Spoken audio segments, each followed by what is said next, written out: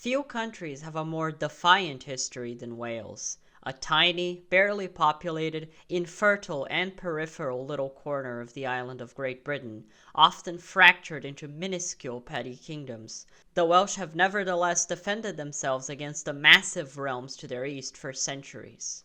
Thanks to apt terrain, good leadership, and a fiercely independent people, Wales succeeded in maintaining its sovereignty for a shocking amount of time, with the land only being tamed by the English crown around the 13th century.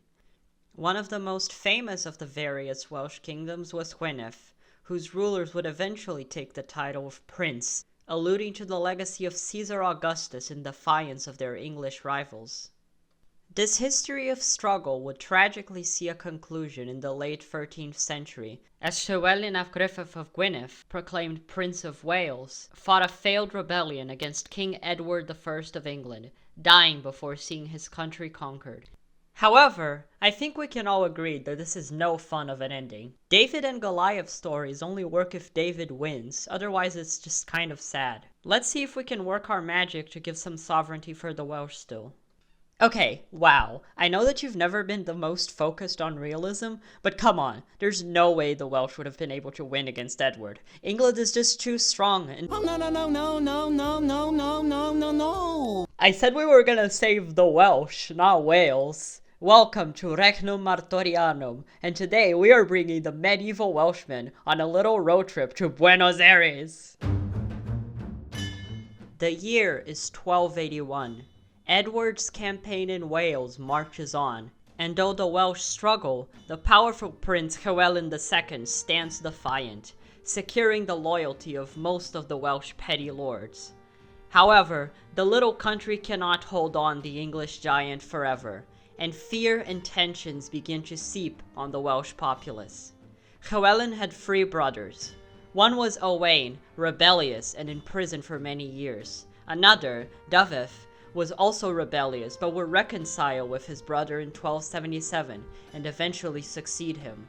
Lastly, there was Rhodri, who was not really a nobleman at all and was completely unaffected by the war, living on his own little manor.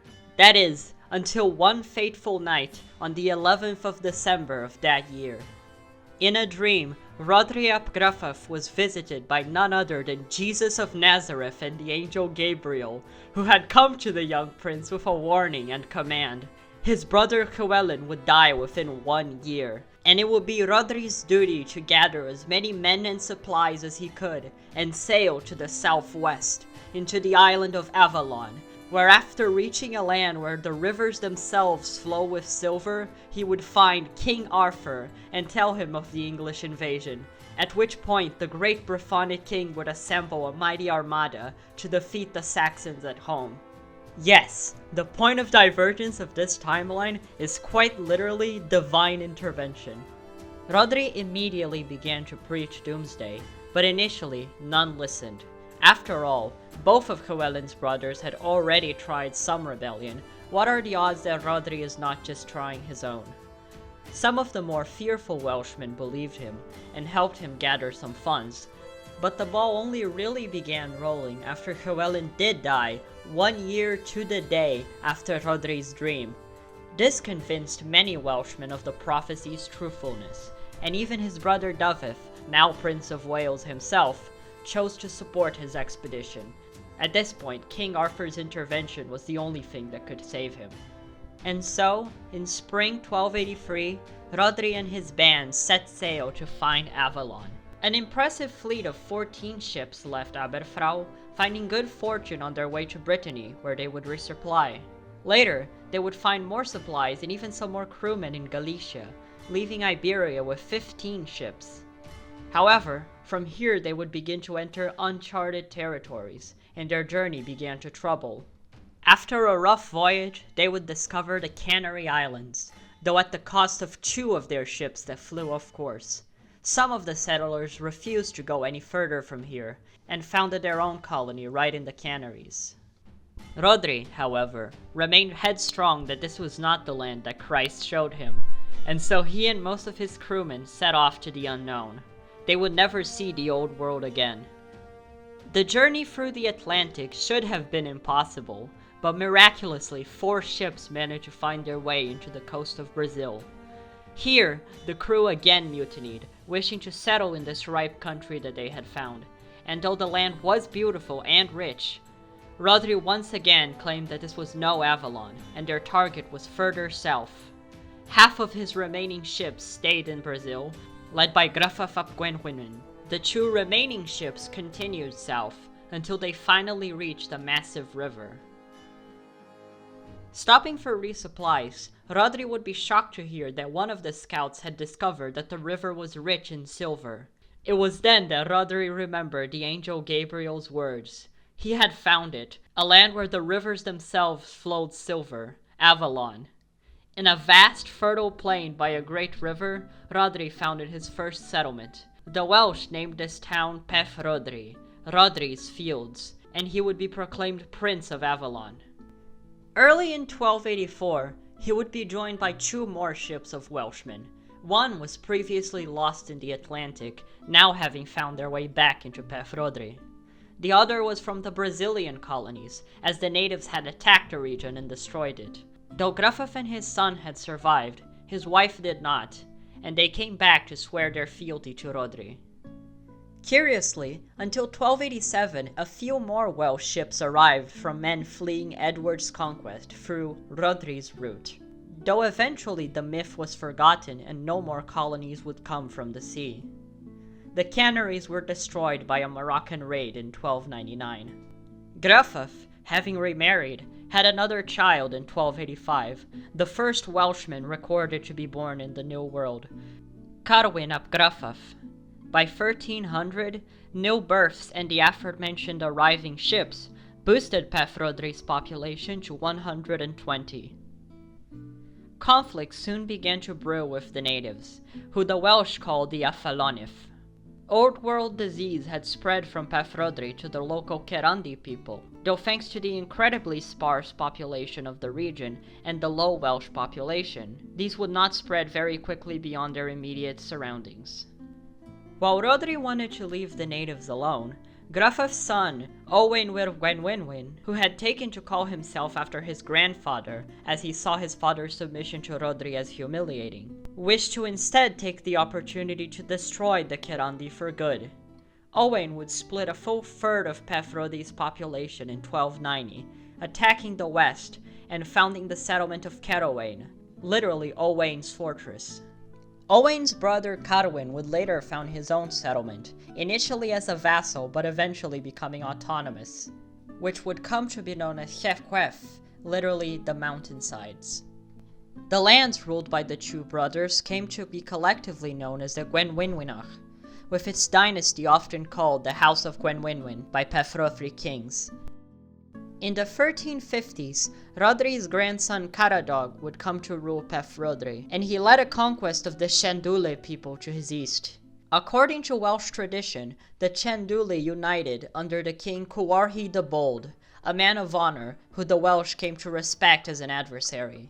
In their final battle, when Cuarhi was at the verge of victory, a Welsh nobleman tricked him into coming to terms before shooting him with an arrow, which led the Chandule to rout. Enraged, Caradog executed the Welshman and gave to Cuarhi honorable terms in his death. His line would live on, as Caradog would marry his daughter Picef, and the surviving Chandule would be allowed to convert to Christianity and become Welshmen. Caradog founded the castle of Cairgors, and the region around it came to be known as the Cuarchiog after its great king. Obviously, the veracity of these myths is highly questionable, but it is true that the Cuarchiog Welshmen have a higher proportion of native ancestry relative to most of the realm's population. The conquest of the eastern domains also put the entirety of the northern flatlands, known to the Welshmen as Iguastatir, under the domains of Rodri's descendants. The Guasatir kings would come to have conflicts with their southern neighbors, the Hef, and would call the interior region the Gulad Hef after them. Thanks to the incredibly rich resources of the region, the Welsh settlements would continue to grow in population. The import of potatoes from the Andes meant that the Welsh kingdoms rarely suffered from famine, while marriages with natives meant that the population growth remained constant. Though this happened everywhere, it was much more prevalent in the Guastatir, as the Gwenguenenog kings were traditionally more antagonistic to the Avalonid peoples. By 1400, there were approximately 2,000 Welshmen in the New World, including descendants of the original 120, mixed Welsh Avalonif, and assimilated full-blooded natives. By 1500, that number was an impressive 10,000. As they had no contact with Europe or the Pope, they would practice a largely monastical form of Christianity, still considering themselves Catholics but appointing no bishops, and with individual priests having significant sway. This came to be known as the Brythonic Rite, and it would slowly spread to some of the nearby tribes. There was actually some interesting religious development regarding their view of the founding myth of Prince Rodri.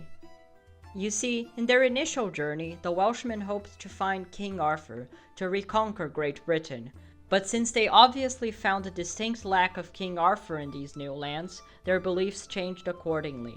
Instead, the narrative shifted to a belief that Arthur had spiritually guided them to this new land to carry on the Brythonic tradition free from Saxon oppression, and that this was not in fact Avalon, but instead another realm that was simply rich, safe, and far away.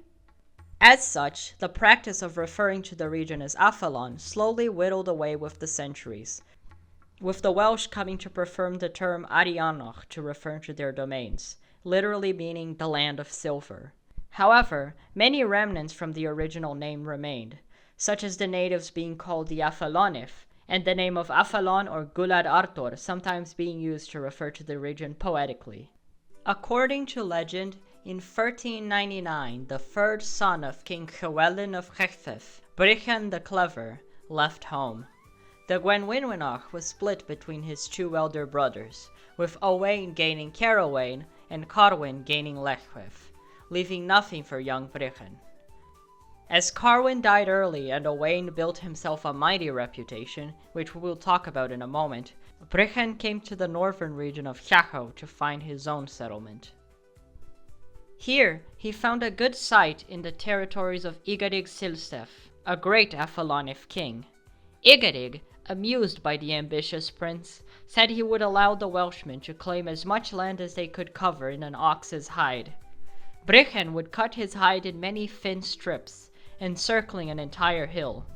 Impressed, Igarig stayed true to his words, proclaiming that in truth he was merely testing the young prince, as Igarig was already a faithful Christian.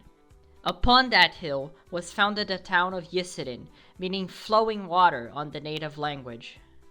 Brychan's brother Owain, meanwhile, is renowned as one of the greatest of the Welsh kings in the New World. In 1386, he would conquer Pafrodri from King Samach, and was only stopped from conquering the entire Gwastatir thanks to the might of Llywelyn the Defender of Llywarch, who repelled him in 1387. Only 3 years later, Carwyn of Llechfed died young and heirless, leaving the kingdom to Owain. From there, he would found another site to the north, known as Pangorwelion, in 1393. Brychan in Ysidin would initially submit to him upon the founding of his new settlement, but he would not have to wait long to be independent, as in 1401 Owain too would die heirless, leaving his domains to be partitioned between the sons of his uncle Lluyd, while Samach would reconquer Pafrodri. The late 15th century, however, would see the Welsh dominions finally begin to consolidate. In 1482, Caswallon of Caerleon conquered Llechfef from his cousin Preferi, uniting the Gwenwynog permanently. In 1489, Lloyd of Cairgors defeated many of the Hef tribes, and would unite the Gwastatir when the male line of the kings of Pafrodri died out, allowing Lluyd to marry Queen Gwenhwyfar. Now with only 3 Welsh kings, the path to a united Ariano could be cemented in a single victory. It would be in the year of 1502 that the Portuguese would first make contact with Ariano, as explorer Gonçalo Coelho landed in Cairgors. He was surprised to find that the settlement was already Christian, but not impressed by its development. The Portuguese would come to establish trade relations with King Ninau and later Samin of Gwastatir, and bring European technologies and firearms to Ariano. With Portuguese assistance, Samin would conquer the Gwenwynog in 1523, and Ysidin in 1524, being proclaimed Prince of Ariano. Shortly after, he would invade the Charrua peoples to his north, expanding into the other side of the river and conquering the land which the Welsh called Ynysfawn, literally the Great Island. Samin moved his court into Caerhwaun, which had grown into the largest city in Ariano, and allowed the Portuguese to establish a quarter in Pafrodri. Thanks to contact with Portugal and the rapid modernization of the realm under Prince Samin, relations with Rome were re-established. In 1531, the Pope appointed a bishop to Cairgors, and the Brythonic Rite entered full communion with the Catholic Church. The Catholicism of Ariano would soon become important, as the British Isles were going through a religious transformation. Previously, only a very small number of men from Wales chose to journey into the faraway lands of their cousins in Ariano, seeing it as a distant backwater not worth the immense odyssey to reach. But this began to change in 1534, when King Henry cut England away from the papacy. Both England and Wales still retained a large Catholic population, and it would take some time for the regions to be pacified. However, with religious oppression now on the table, many Welshmen chose instead to flee to the New World, settling in Ariano en masse. This was even further compounded with the 1535 to 1542 Acts of Union, which incorporated Wales into the English realm and banned the Welsh language. Welshmen, particularly Catholics, began to flock to Pafrodri, resulting in another major population boom to the colony. Though the two people were kin, the centuries of division had made them no longer one, and this caused tension. Many of the incoming Welshmen saw the Arianin as or at least under-civilized, and wished to bring modernity into the region aggressively. This was met with some local resistance, and for a time there was tension in the streets between the Arianin and the Welshmen, but with the ambitious Samin's support, the Welsh were largely successful in reforming Arianin culture. In some aspects, however, Arianin traditions influenced the Welsh back. Linguistically, the Welshmen quickly came to adopt a mostly local dialect, and the Brythonic Rite and Arthurian tradition largely spread to the newcomers as well. Many of the Welshmen also married both Arianin of full-blooded indigenous descent and many Avalonif themselves, leading to the two Brythonic populations becoming closer ethnically as well. Some Catholic Englishmen also came to Ariano during Henry's reign, but they were vastly outpopulated by Welshmen. By century's end, Ariano had massively ballooned in population, and many new settlements began to be built around previous major centers. The first region to be tamed was the Gwlad Hef, whose people were defeated in 1549. Settlers also began moving into the new western peripheries, into the land known as Arboch. The Chaco had been slowly settled, though was still largely populated by indigenous Guarani peoples. Over the next 2 centuries, Ariano would continue to develop, a close ally of the Spanish and always fearful of an English attack. These fears weren't unjustified, as England too was interested in seizing the territory, but did not wish to fight the Spanish for a tiny colony on the other side of the world. In 1626, however, the English attempted an invasion of Pafrodri as part of the 30 Years' War, using their existing war of the Spanish as justification. The Welsh miraculously held off the British army at the River Arin, and though the British considered this a minor failed invasion, the Welsh remembered this event as a great victory, celebrating the 2nd of February as the Arianin Day of Independence. Ariano entered the modern period as a free nation, the one standing at a crossroads. The fall of the Spanish Empire during the Napoleonic Wars robbed Caerhwaun of its main guarantor, and in 1804 the British again sent a small expeditionary force to invade the Arin, and were again repelled. After the war's conclusion, Ariano was forced to approach Britain with less hostile terms. Though the country remained independent, at least nominally protected by the Monroe Doctrine, in practice they knew that the American Declaration was unenforceable, and as such they began to open closer diplomatic relations with Britain. As did many other states, Ariano was de facto thrust into the so-called informal empire by the 1820s. The British presence was resented by many of the Welshmen, but British investment did lead to a slow but steady start to Arianian industrialization by the 1850s to 1860s.